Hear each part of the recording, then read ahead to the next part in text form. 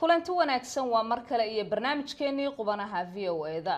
barnaamijkeena oo idila socodsiinayaan toddobaadkan anigoo ah Xuseen Barre iyo Saare Cabdi Axmed waxaa qodobada aan idinku hayno kamid ah hay'adaha qaramada midoobay oo ka digay abaarta ka jirta Soomaaliya iyaga oo dalbaday in ka badan 800 iyo bar milyuun oo dollar si wax loogu qabto Soomaalida abaaruhu ay ku dhufteen. magaalada Washington oo ay ka socoto diyaar garowga xafladda lagu caleemasaarayo madaxweynaha la doortay ee Donald Trump. warbixin ka hadlaysa waxyaabihii u hirgalay madaxweynaha xilka ka dagaya Barack Obama iyo waliba taariikhda munaasabada caleemasaarka. qodobadaasi ayaan idinku haynaa barnaamijkeena qubanaha VOA ee toddobaadkan. aan ku bilownay qaramada midoobay ayaa sheegtay in 5 milyuun oo Soomaali ah ay gargaar degdeg ah u baahan yihiin kadib markii ay soo wajaheen abaaro ka dhashay roob la'aan. xafiiska qaramada midoobay bini'aadanimada ayaa dalbaday 864 milyuun sanadkan 2017 si wax loogu qabto ilaa iyo ku dhawaad 4 milyuun oo qof. dhinaca kale deegaano ka tirsan Puntland oo roob yar uu ka da'ay ayaa waxaa ku sii qulqulaya dad badan oo abaaraha dartood uga soo qaxay meelo ka tirsan Somaliland, kilinka shanaad iyo gobolada kale ee Soomaaliya.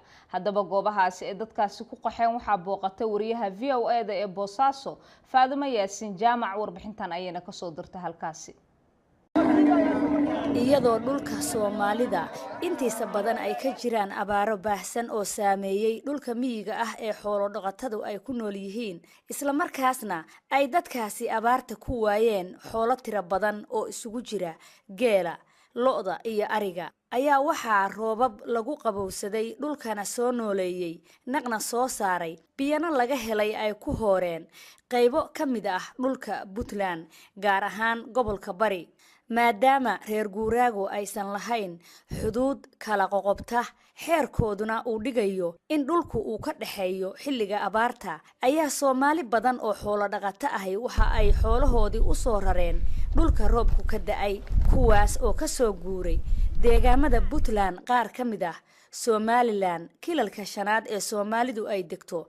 waxaana degsiimooyinkani masaafada dheer ay ku soo mareen gaadiidka xamuulka qaada, inkastoo dhimasho fara badani ay soo wajahday xoolaha tabarta daran ee aan xamili karin safarka dheer. hoy ma jiro baabuurna waxa weeye ariyaha lagu soo raray, dadku maatadii bar waa ka yimi, bar waa wataan, aqalama sitaan, haddii ilaahay kuu roon yahay gaadiid dadku ma leh, reerka u fiican baa dabeer wata. dabeerna wuxuu qaado waa taqaantee 2 jirigaan baa la saaraa. waxaa soo guuray dad ballaaran ilaahay soo raray, wuxuu soo raray xoogaaga meesha ka dhacayo madaqada dadka lagu fiirinayaa. dadkii waxaan ku soo dhaweynaa gacmo furan, dadkana dib hore oo adag oo 4 sano haysay jeelaala soo maray. daalka iyo soo jeedka badan muddada hayaanka dheer lagu jiro ayaa qayb ka ah in dadka ay tabardaro iyo xanuuno soo wajahaan. waxaa kaloo jira xanuuno ay sababeen kaneecada iyo nadaafad darrada baktiga xoolaha oo daadsan sabadka reer guuraaga. xarunta caafimaadka ee tuulada Xiriiro ayaa ka mid ah meelaha uu culayska faraha badani ka jiro. waxay gaaraysaa maalintii 50 60 70 ilaa maxay tahay intaas baa ma halkii maalin oo kaliya la daweeyaa. dawada aanu haysano iyo shaqaalaha iyaga kulli wuu ka yar yahay, maxay ahayd dadkan inay wax u qabtaaneen. dadweynaha waxaa ka muuqata tabardaro. hay'adaha gargaarka iyo maamulka ayaan weli wax gurmadi ka soo gaarin, hase ahaatee waxaa la filayaa in gurmadka ugu horeeya uu soo gaaro toddobaadyada soo socda, sida ay noo sheegeen saraakiisha hay'adaha deeq-bixiyayaasha ah iyo kuwa dawladda Puntland. Faaduma Yaasin Jaamac, VOA. Donald J. Trump madaxweynaha la doortay dalkan Mareykanka ayaa toddobaadkan si rasmi ah loogu dhaarinaya xilka madaxtinimada kadib marka ay dhacdo xafladda caleemasaarka madaxweynaha oo Washington ka dhici doonta. amniga ayaa si weyn loo adkeeyay, waxaana la filayaa in 100,000 oo qof ay ka soo qayb galaan xafladdaasi. haddaba waxaa stuudiyaha lagu heliyay wariyaha VOA-da Maxamed Cabdi Sandheere oo arrimaha Mareykanka aad ula socda. Maxamed, bal waxaad naga warantaa sidee u dhici doontaa xafladdan caleemasaarka? waad mahadsantahay Xuseen. waxaa jira dadaal weyn oo loogu jiro sidii maaragtay xafladdan qabanqaabadeeda ay noqon lahayd mid guuleysata. waxaa la filayaa bal dad gaaraya 700 ilaa 900 oo kun oo qof, 1 milyan in yar ka yar inay yimaadaan. dabcan tii Obama gaar ahaan tii 2008 ma gaadho, taas waxaa yimid baa la yidhi 1.8 milyan oo qof, wax 2 milyan ku dhow. laakiin waxaa la filayaa dad fara badan tan inay yimaadaan, madax fara badan oo Mareykanka ah laga soo bilaabo madaxweyne Clinton iyo xaaskiisa Hillary, madaxweyne George W Bush iyo xaaskiisa Laura, iyo madaxweyne Obama iyo xaaskiisa Michelle, iyo dabcan siyaasiyiin badan oo Mareykan ah ayaa la filayay inay yimaadaan. sidaan ka warqabno madaxweyne Donald Trump wuxuu kaga duwan yahay madaxweynayaashii hore inuu jeediyo hadallo badan oo inta badan muran dhaliya. marka arrintaasi ma laga yaabaa inay saameyso xafladda caleemasaarka? waa suuragal inay saameyso. dabcan saan ognahay dumarka wax buu ka sheegay, dadka Laatinada wax buu ka sheegay, dadka madow wax buu ka sheegay, xitaa wadamo caalamiya iyo hay'ado caalamiya wax ka sheega. dabcan dad fara badan bay taasi ka careysiisay oo Mareykanka ku nool oo doonaya inay carqaladeeyaan xafladda dibadbaxyo meelo fara badan ka dhici doona. taa waxaa la mid ah in dad isaga taageersan oo ka xun in wixii la khalkhal la geliyo guushoodii doorashada in iyaguna ay maaragtay dhinaca kala jiraan oo laga yaabo labada dhinac midkood inuu rabshad abuuro. waa tahay sida kale aan ka warqabno waxaa jirta in mudanayaal badan oo ka tirsan Congress-ka dalka Mareykanka oo u badan dimuqraadigu inaanay ka soo qayb gelinin caleemasaarkaasi. maxaa sabab u ah? Xuseen, waa run ilaa 50 wax ka badan oo xubnaha dimuqraadiga ee aqalka hoose, aqalka sare maaha, sanadka maaha, ayaa waa aqalka hoose ayaa go'aansaday inaan imanin. dabcan waxyaabay u aanayeen waxa ugu weyn waxa weeyaan isafdhaaf dhex maray Donald J Trump madaxweynaha la doortay iyo John Lewis oo ah mudane laga soo doorto gobolka Georgia gaar ahaan magaalada Atlanta. mudanaha Soomaaliya telefishinka laga wareysanayay ayaa waxa uu yiri marka la eego waxyaabihii ay heleen hay'adaha sirdoonka ee FBI-da iyo CIA-du ku saabsanaa in Ruushku faragelin ku sameeyay doorashada Mareykanka, in taasi ay Donald J Trump ka dhigayso madaxweynaha sharci ahayn. dabcan Trump jawaab la'aan ma joogayo, uu soo jawaabay wuxuu ku yiri John Lewis waa nin wax matar ah oo intaasoo sano ayuu matalayay qaybo weyn oo ka mid ah magaalada Atlanta gobolka Georgia, wax uu qabtayna ma laha. marka mudanayaasha xisbiga dimuqraadiga ee aqalka hoose taasay ka cadhoodeen iyo dabcan waxyaabo kale oo isla la xiriira maaragtay waxyaabaha FBI-da iyo CIA-du heleen. marka waxay go'aansadeen inay iman, laakiin xubnaha aqalka sanadka ee dimuqraadigu iyagu dhammaantood ay imanayaan. dhinaca kale waxaa jira dad badan iyo ururo iyagu isku diyaarinaya inay dibadbaxyo ka dhanna Donald Trump ay dhigaan. marka goormay dhacayaan, halkiisay ka dhacayaan? horta dibadbaxyada badankoodu waxay dhacayaan maalinta Sabtida, waa maalinta xigta marka la dhaariyo Donald J Trump. hase yeeshee maalinta Jimcaha dhaarintu dhacayso nafirkooda ururo badan baa soo codsaday. dowladda hoose DC iyo hay'adaha maaragtay amniga ee wadankuba waxay sheegeen in ilaa 90 urur oo mucaarad ku ah fariimaha Donald J Trump inay soo dalbadeen inay dibadbax sameeyaan. markaasaan sheegay Jimcaha way ka yaraan doontaa oo meelo gaar ay ku dibadbaxayaan, laakiin maalinta Sabtida waxa ugu weyn dhici doona wax la yiraahdo Women March on Washington oo ah urur dumar soo qaban qaabiyay. dadka la filayay inay ka soo qayb galaan waa tiro ka badan 200 oo kun oo qof. marka dumar kaliya dabcan maaha, laakiin qof alla qofkii fariintii amaba erayadii Donald Trump xilligii ololihiisa ay dhibayeen ay ugu baaqayaan inay kala soo qayb galaan. aad iyo aad baad mahadsantahay Maxamed. aadam mudan Xuseen.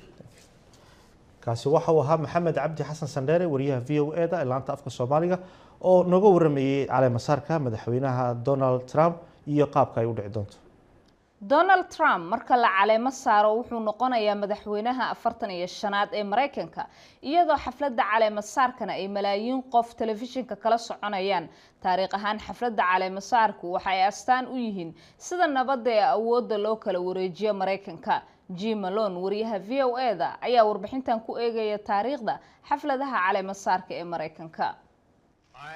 Dwight D. Eisenhower, do solemnly swear that I will faithfully execute the office of President of the United States and will, to the best of my ability, preserve, protect, and defend the Constitution of the United States.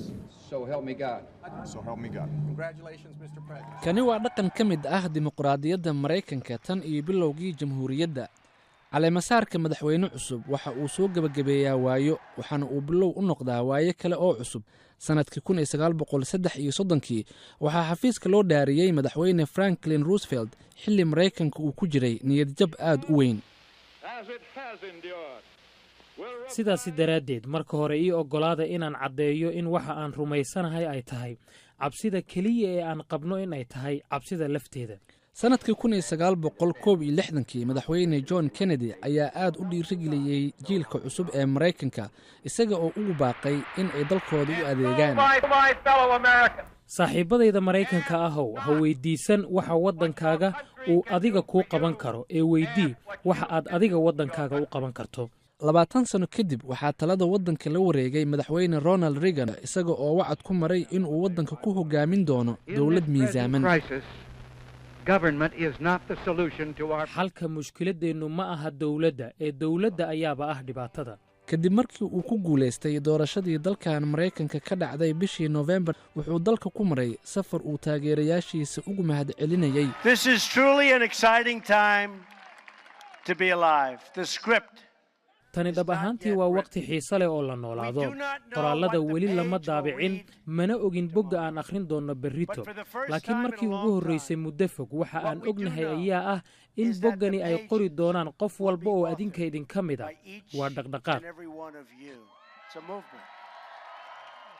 sida uu leeyahay John Hudak taariikhiyan caleemasaarka madaxweynaha waxa ay noqotaa maalin dhinaca la isaga riixo ololayaashii kulkululaa oo ay siyaasiyiinta isla soo mareen. President Obama will ride in a car with President-elect Trump. madaxweyne Obama wuxuu baabuur la raaci doonaa madaxweynaha la doortay Trump ka soo bilow aqalka cad ilaa xarunta baarlamaanka kadibna si nabad ah ayuu awoodda ugu wareejin doonaa.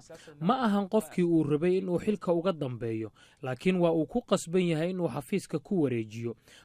Trump waxa uu caan ku ahaa hadallada xanafta leh intii uu ku guda jiray loolankii doorashada laakiin sida uu leeyahay Norm Ornstein lama oga waxa uu ku sheegi doono khudbadda laga filayo. caadiyan khudbadaha caleemasaarka waa wax horey loo sii qoro oo ay madaxduna akhriyaan. Donald Trump ma iska tuuri doonaa qoraalka loo sii diyaariyo oo ma wuxuu la soo bixi doonaa wuxuu isagu wato. arrintaasi jaahil ayaan ka nahay. si kastaba ha ahaatee Donald Trump waxa uu noqon doonaa madaxweynaha 45aad ee dalkan Mareykanka. cabirka ugu horeeya ee laga qaadan doono jihada siyaasaddiisa ayaa waxaa la sheegay inay noqon doonto tallaabooyinka ugu horeeya ee uu qaadi doono marka uu fariisto xafiiska aqalka cad. isla arrimaha Mareykanka ayaan ku jirnay madaxweyne Barack Obama ayaa isaguna xilka ka degaya 8 sano kadib markii uu talada hayay. wuxuuna xafiiska ka tegaya iyadoo 59% ra'yi ururin laga qaaday dadka Mareykanka ah ay muujinayso inay shaqadiisa ku qanacsan yihiin.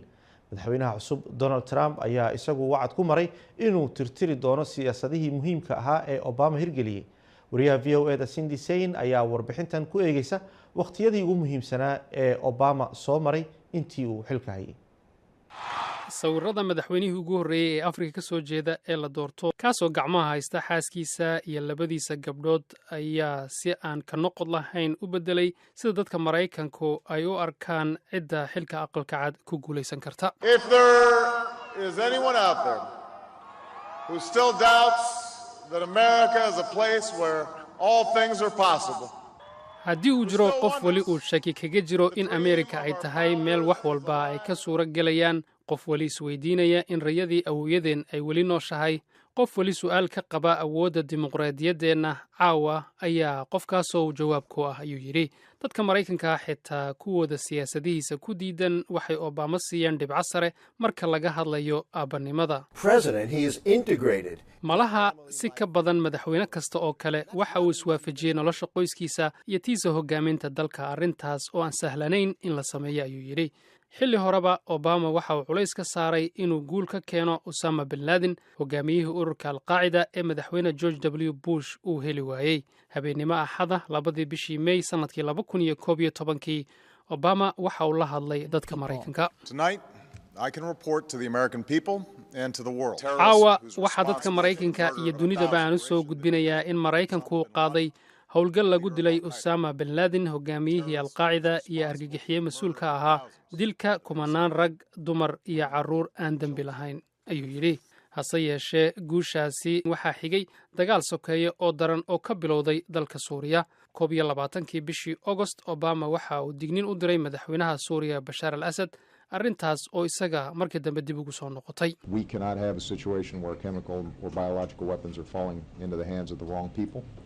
ma arki karno xaalad hubka kiimikada iyo ka biologigu ay ku dhacaan gacmaha dadka aan ku habboonayn. si muuqata ayaan ugu caddaynay taliska Assad iyo weliba dadka kale ee hawshaasi la wada inay annaga khad cas noo tahay inaan aragno hub badan oo kiimika ah oo la adeegsanaya ayuu yidhi.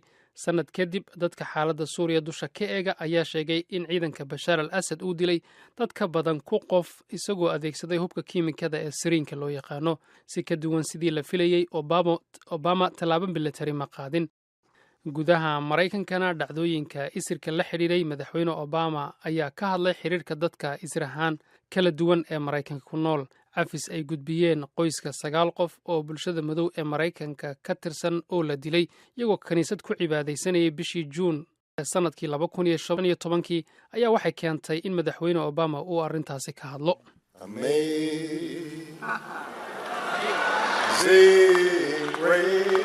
erayada heestaasi uu qaaday obama ayaa waxay ahaayeen haddii quruxdaas cafis ahaan aan wada raacno wax walba way isbedeli karaan ayuu yidhi dhinaca siyaasadda caalamka obama waxa uu ka weecday inuu raaco siyaasadihii hore ee la raaci jiray ee la xiriiray dalalka burma iyo cuba isagoo havana tegayna waxa uu si toosa ula xiriiray dadka reer cuba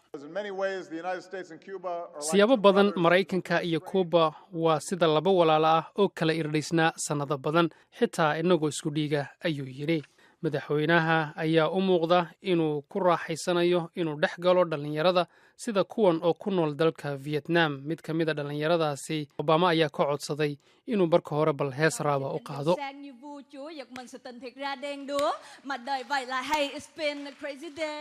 dhinaca kale Obama ayaa sheegay in kasta oo xilligiisii madaxweynenimo uu sii dhammaanayo haddana howlihii uu dunida ka bilaabay ee ahaa dhiirigelinta hogaaminta wanaagsan ee dhallinyaradu ay hadda uun bilow yihiin intaasina waxa aan ku joojinaynaa barnaamijkii qubanaha VOA-da ee toddobaadkan markasta qubanaha waxaad ka heli kartaan website-keena voasomali.com haddaba intaanu dib u kulmi doono waxaan idin leenahay sidaas iyo nabadgelyo